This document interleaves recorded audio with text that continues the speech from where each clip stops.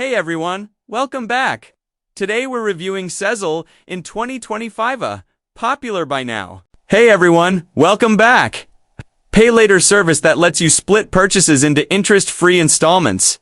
Let's dive into how it works, where it shines, and what to watch out for. Sezzle works by letting you split the cost of an online. You pay one installment at checkout, the next two every 2 weeks, and the final one 6 weeks later. They don't charge interest, but you do pay a $5 late fee if you miss a payment. Signing up is easy. Just create an account. Link your debit or credit card, and Sezzle handles the rest.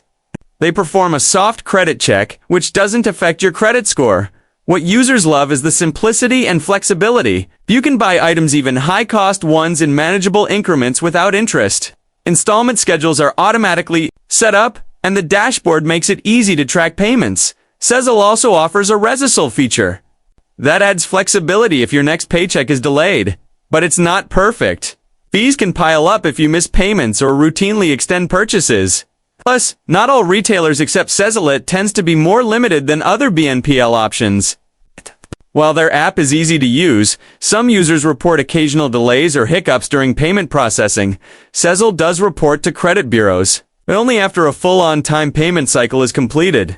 That can help build credit, but it isn't as effective as a credit card. So who should use Sezzle? It's great for budget-conscious shoppers who want a simple way to break up purchases without interest.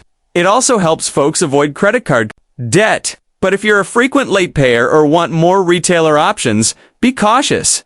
In summary, just stay on top of payments to avoid late fees. If you've tried Sezzle, drop your thoughts in the comment side. Love to hear how it worked for you. And if this review helped, don't forget to like, subscribe, and tap the bell for more honest financial app reviews. Thanks for watching, and I'll see you in the next one.